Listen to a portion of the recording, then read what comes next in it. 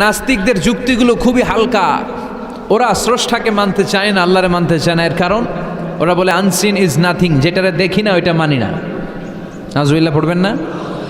কিন্তু ওরা ওদের জীবনে অনেক কিছু দেখে না, ওরা মানে না। কথা কন। আচ্ছা, আপনি আপনার জীবনে সরাসরি চোখ দিয়ে আমেরিকা দেখছেন? কথা কয় না। তা আমেরিকা যে আছে মানেন না? যারা এখনো হজে যান নাই, হজে যারা এখনো যান নাই, কাবা ঘর নিজ চোখে সরাসরি দেখছেন? টিভিতে না, টিভিতে তো সবাই দেখছে। সরাসরি কাবা ঘর দেখছেন? তো আপনি যে দেখেন নাই, আপনি সৌদি আরব যে আছে কাবা ঘর যে আছে মানেন না?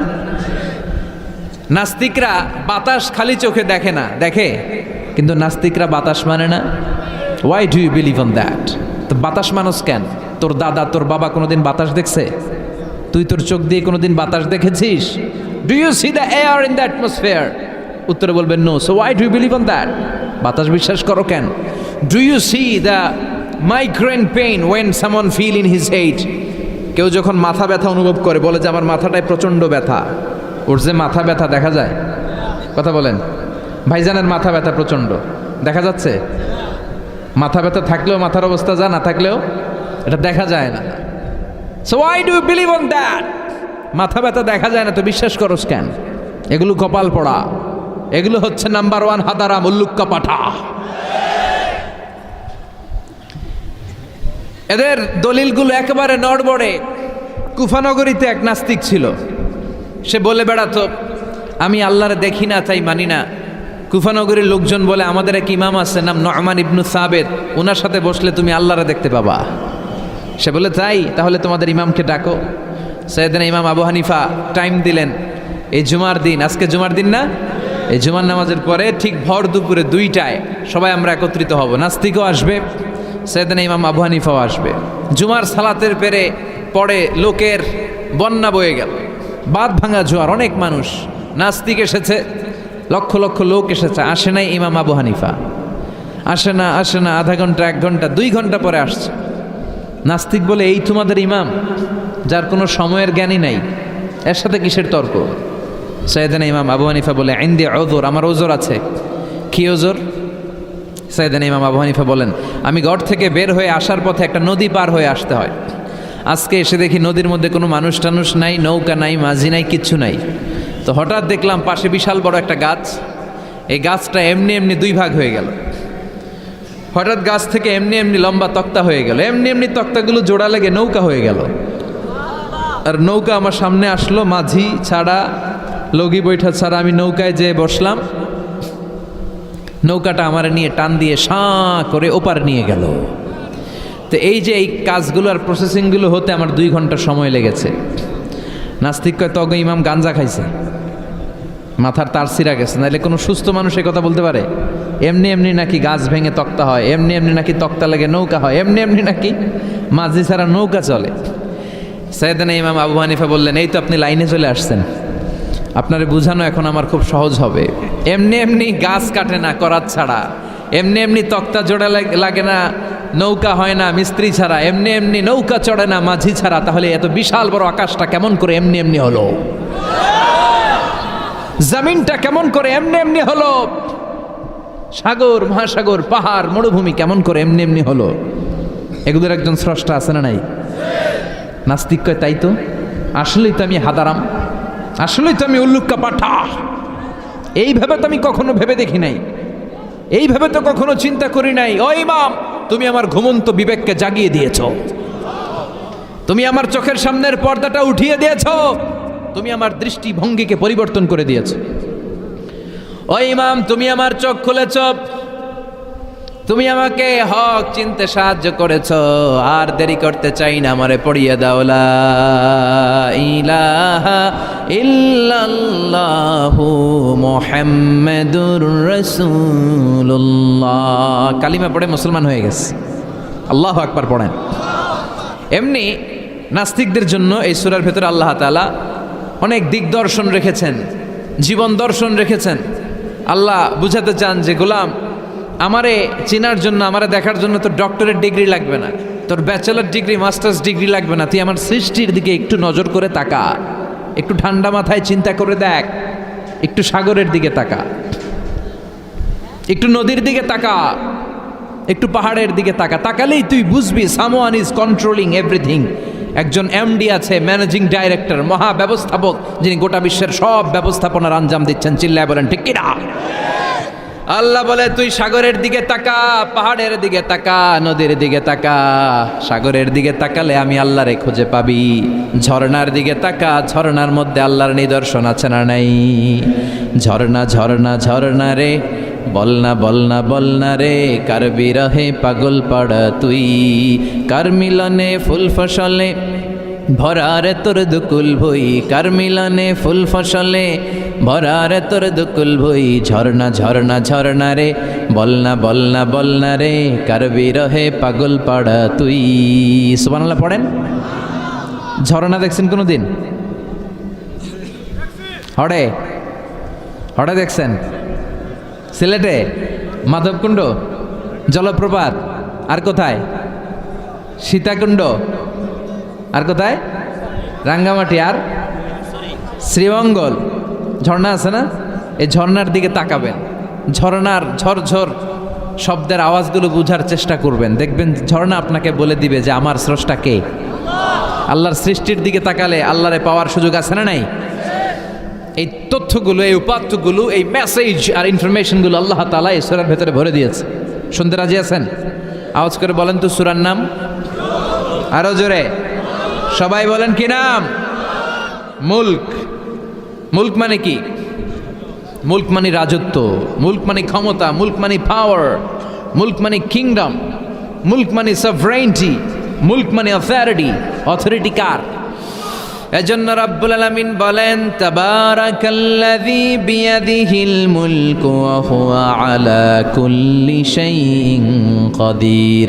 সুমহান সেই সত্তা যার হাতে ক্ষমতা, আর তিনি সকল কিছুই করতে ক্ষমতাবান, সব কিছুর উপর কর্তৃত্বশীল। চিল্লায় বলেন ঠিক কিনা? তাবারাকাল্লাযী, সুমহান তিনি, বিয়াদিহিল মুলক, যার হাতে ক্ষমতা। ক্ষমতা কার হাতে? আসল ক্ষমতার মালিক হলেন আল্লাহ। আমাদেরকে তো আল্লাহ দুর্বল করে বানিয়েছেন। ওয়া খালাকাল ইনসানু দাঈফা, আমাদেরকে দুর্বল করে তৈরি করেছে কে? শুধু আমরাই দুর্বল না, আমি দুর্বল, আমার বাপ দুর্বল, আমার দাদা দুর্বল, আমার 14 গোষ্ঠী দুর্বল। আমরা দুর্বলের ঘরের, চিল্লায় বলেন দুর্বলের ঘরের।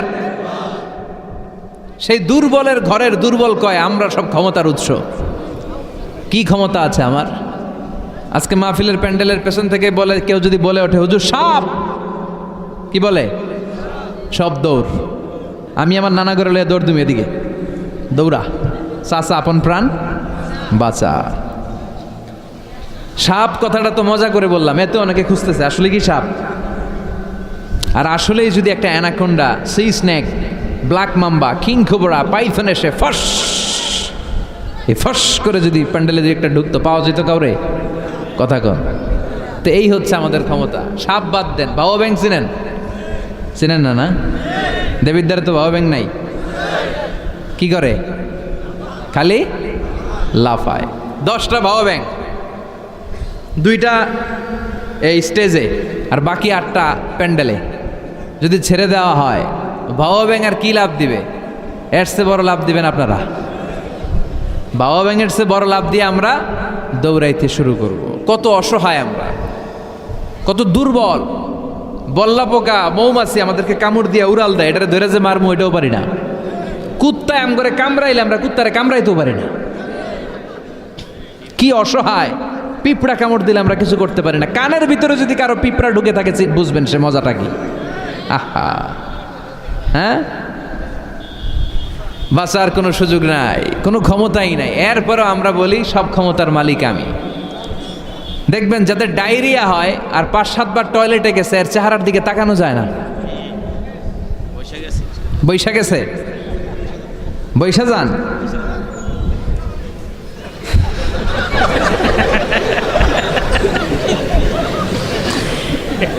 তো এই হইল আমাদের অবস্থা। 5-6 বার টয়লেটে গেলে আর ওর দইরা দাঁড় করানো যায় না। কাই মরে যাইও, আরে সবাই মাফ করে দেন, আই আর হাইতেন না, আমি পারবো না, আমার মাফ করে দেন। পারবি না কেন? তুই না ক্ষমতার উৎস। কথা কন। আসলে আমাদের কোনো ক্ষমতা নাই, আমরা দুর্বল।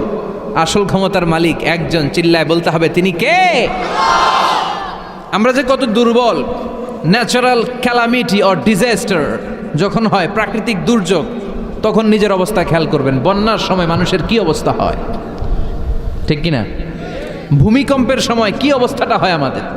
রাত 3টার দিকে যদি ভূমিকম্প হয়, দৌড়, লুঙ্গি পইরা দৌড়, লুঙ্গি ছাড়াও দৌড়, আগে যান বাঁচাও। পাগল হয়ে যায়। বাচ্চাটারে কোলে নিয়ে দৌড়াবো, না স্ত্রীকে ঘুম থেকে জাগাবো, না ভাড়াটিয়াদেরকে উঠাবো, না নিজেই ছাদের উপর থেকে লাফ দেব? ত্রাস, ভয়, ভূমিকম্প, সবাই দৌড়। দেখবেন ভূমিকম্প হইলে বাড়িওয়ালাও দৌড়, ভাড়াটিয়াও দৌড়।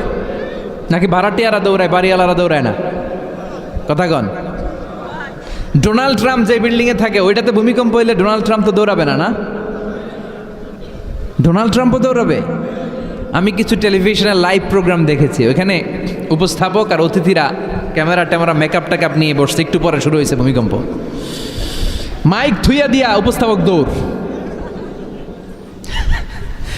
তো যেহেতু মেকআপ টেকআপ একেবারে ক্যামেরা ট্যামেরা সব সেটিং, অতিথিরা ওঠে না, একটু পরে আবার নাড়াচাড়া, এবার অতিথিও দৌড়। বাঁচার জন্য সব দৌড়। এই হচ্ছে আমাদের ক্ষমতার দৌড়াত্ম। এরপরও আমরা বলি আমরা নাকি ক্ষমতার উৎস। তুফান হলে, এইখানে একটা তুফান হলে 70 কিলোমিটার বেগের জাস্ট বাতাসটাকে যদি আল্লাহ এর তীব্রতা যদি বাড়িয়ে দেয়, সব দৌড় আমরা। কথা কন। আল বাহরু জুনদুম মিন জুনুদিল্লাহ, আর রিহু জুনদুম মিন জুনুদিল্লাহ। বাতাস আল্লাহর সৈনিক, আগুন আল্লাহর সৈনিক, তুফান আল্লাহর সৈনিক। চিল্লা এখন ঠিক কিনা? 2004 সালের সুনামির কথা ভুলে গেছেন? ইন্দোনেশিয়া একটা প্রদেশ আছে, বান্দা আছে, এক ধাক্কায় 3 লক্ষ সাগরের ভেতরে। জাপানের কান্টো শহরে 1 লক্ষ নয়, একটা ধাক্কায়, কয়েক সেকেন্ডের ব্যবধান। একটু আগে নাচানাচি করতেছিল, দুম্মা চলে দুম, একটু পরে সব হয়ে গেছে দুম দুম। একেবারে সাইজ করে ফেলছে কে? আহা, কোনো ক্ষমতা নাই। ক্ষমতার মালিক কে? এজন্য রাব্বুল আলামিন বলেন, তাবারাকাল্লাযী বিয়াদিহিল মুলকু ওয়া হুয়া আলা কুল্লি শাইইন কাদির। সুমহান সেই সত্তা যার হাতে ক্ষমতা, ক্ষমতা কার হাতে? কক্সবাজারে দেখবেন একটা দ্বীপ আছে, একমাত্র দ্বীপ যেটাতে পাহাড় আছে, নাম মহেশখালী। ওইখানে বৌদ্ধদের স্বর্ণ মন্দির আছে। ওখানে তুফান টুফান শুরু হইলে বৌদ্ধরাও জিকির করা শুরু করে দেয় আল্লাহর। সুবহানাল্লাহ কইবেন না? তুফানে পড়লে দেখবেন হিন্দু, বৌদ্ধ, আস্তিক, নাস্তিক সবাই জিকির করে একজনের, চিল্লায় বলেন তিনি কে? আমরা মাঝে মাঝে আমাদের প্রোগ্রাম স্কেজিউল এত টাইট থাকে, মাঝে মাঝে আমরা প্লেনে, হেলিকপ্টারে এক জেলা থেকে আরেক জেলায় যাই বাধ্য হয়ে। সিলেটে প্রোগ্রাম, কক্সবাজারে প্রোগ্রাম, ওই অমুক জায়গায় প্রোগ্রাম, তো ফ্লাইট ধরা লাগে। তো আমরা আভ্যন্তরীণ ফ্লাইটে চড়ে চড়ে আমরা যাই। তো আমরা যখন যাই, ওখানে কিছু এয়ার হোস্টেস থাকে বিমানের ভেতরে, এদেরকে বলে বিমানবালা। খুব সুন্দরী স্মার্ট নারীদেরকে তারা রিক্রুট করে, নিয়োগ দেয়। এদের যদি 3-4টা সন্তান হয়ে যায়, এদেরকে আবার চাকরিতে রাখে না। সৌন্দর্যটাই যাদের পুঁজি। তো এরা লিপস্টিক মেখে, পারফিউম মেখে, মেকআপ করে, ভেরি বিউটিফুল লেডি। ওরা আসে, এসে আমাদেরকে খাবার টাবার দেয়, ইনস্ট্রাকশন দেয়। তো বিমানটা, আভ্যন্তরীণ বিমানগুলো বাংলাদেশের ভেতরে যেগুলো চলে, এগুলো 14 থেকে 15,000 ফিট উপরে ওঠে। তো বিমানটা প্রথমে রানওয়েতে ট্যাক্সি করে, মানে বিমান যখন মাটিতে চলে এটাকে বলে ট্যাক্সি। কি বলে? ট্যাক্সি ছেড়ে যখন উপরে ওঠে এটারে বলে টেক অফ। কি বলে? তো এটা যখন বিমানটা যখন টেক অফ করবে, তখন দেখলাম এই এয়ার হোস্টেসগুলো, যেগুলোর পর্দা নাই, হেজাব নাই, শালীনতা নাই, মাইক্রোফোন হাতে নিয়ে ঘোষণা দিচ্ছে, ভদ্র মহিলা এবং ভদ্র মহোদয়গণ, আপনারা আপনাদের সিট বেল্টগুলো বেঁধে নিন। এখনই আমাদের উড়োজাহাজটি শাহজালাল আন্তর্জাতিক বিমানবন্দর থেকে শাহ আমানত বিমানবন্দরের উদ্দেশ্যে 15,000 ফিট দিয়ে উড়ে যাবে। এরপরে পড়তে শুরু করে আল্লাহু আকবার, আল্লাহু আকবার, আল্লাহু আকবার। তো আমি উল্টা ঘুরে তাকাইলাম, কিরে এই মাইয়া আল্লাহু আকবার কয় কেমনে? গুইরা দেখি হাতের মধ্যে এরকম কাগজ, এই কাগজ থেকে দেখে দেখে পড়তেছে। উচ্চারণ কিন্তু আমগমতো না, পড়তেছে আল্লাহু আকবার, আল্লাহু আকবার, আল্লাহু আকবার, সুবহানাল্লাযী সাখখারা লানা হাযা। পুরো দোয়াটাই পড়ছে, ওমা কুন্না লাহু মুকরিনিন ওয়া ইন্না ইলা রাব্বিনা লামুনকালিবুন। তো আমি হিসাব মিলালাম, ঘটনা কি? লিপস্টিক, মেকআপ, সুটেড, বুটেড, পারফিউম মাখা, হিপ হপ স্টাইলের মেয়ে, এরা আল্লাহু আকবার পড়ে কেন? তো তখনই খেয়াল করে দেখলাম যে বিমানটা এখন ছাড়ছে, জমিন ছেড়ে দিয়ে 15,000 ফিট উপরে যাচ্ছে। ওরা খুব ভালো করেই টের পায় এই 15,000 ফিট উপরে যখন বিমান থাকবে ওরে বাঁচানোর কেউ নাই, ওকে রক্ষা করার কেউ নাই, তখন ওর কোনো পাওয়ার নাই, কোনো ক্ষমতা নাই। চিল্লায় বলেন ঠিক কিনা? তখন কোনো সিকিউরিটি নাই। আহা কি দুর্বল মানুষ। বিমান বাঁকা হয়ে গেলে সবাই চিল্লায় বাঁচাও। যদি জিজ্ঞেস করেন কে বাঁচাবে, বলবে হুজুর আপনি বাঁচান। আছে না নাই? দুর্বল। আসল ক্ষমতার মালিক হলো একজন, চিৎকার করে বলতে হবে তিনি কে?